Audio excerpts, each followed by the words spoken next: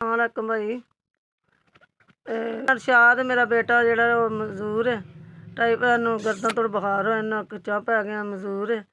मेरे बेटे ने 3 बेटियां ब्याहियां ने, एक बेटा ब्याया है तो वह अपना वखरा बाहर है। आदमी मेरा दूसरा अटैक होया, कोई बीमार रहिंदा। मैं शुगर दी मरीज़ हाँ। हाँ भाई वेखो बच्चा मजदूर है, हत्थ पैर वेखो, ना बह सकदा ना खलो सकदा, टुर सकदा, लेटे रहिंदा। बहुत माड़े हाँ, गरीब हाँ। साढ़े दाबू भी जेह्ड़ा उन्हें दूसरा अटैक होया भी बमार रहिंदा। मैं शुगर दी मरीज़ हाँ। लियाई ने दवाई भी लियाई दी है, इंदा किन्ने दिनां तो खच गया, इन्हूं ठंड लग जांदी है, इन्हूं पैंपर लगदे ने, दवाई लियाई दी है तां इन्हूं किते जाके मासा आराम होंदा, झटके लगदे नाल। ਅਸੀਂ ਬੇਟੀਆਂ 3 ਵਿਆਹੀਆਂ ਨੇ, ਇੱਕ ਆਪਣੇ ਘਰ ਬਾਹਰ ਵਾਲਾ ਵੱਖਰਾ ਬਾਹਰ ਹੈ। ਇਹ ਹੀ ਸਾਡੇ ਕੋਲ ਇਹਦਾ ਹੀ ਸਾਨੂੰ ਫਿਕਰ ਰਹਿੰਦਾ, ਹੁਣ ਕੀ ਕਰੀਏ ਦੱਸੋ।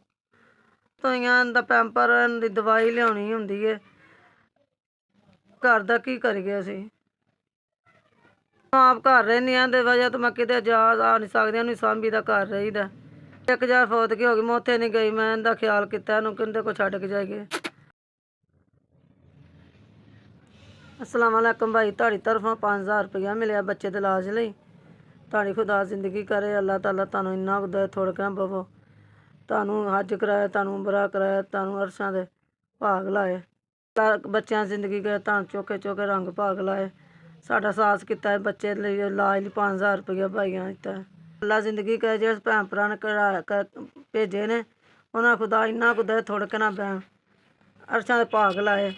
मेरे पुत्तर दे दवाई दारू लियावांगे, किनू आंदे ने पैंपर लियावांगे।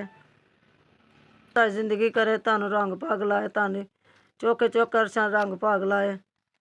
अल्लाह तुहाडा भला करे, चोखे चोखे तुहाडे बच्चे जीन, तुहानू खुदा जिंदगी तुहाडी करे चोखी चोखी। मेरे बच्चे लई तुसां दित्ते ने, दारू करांगे, फिर इहदे पैंपर लियावांगे, दवाई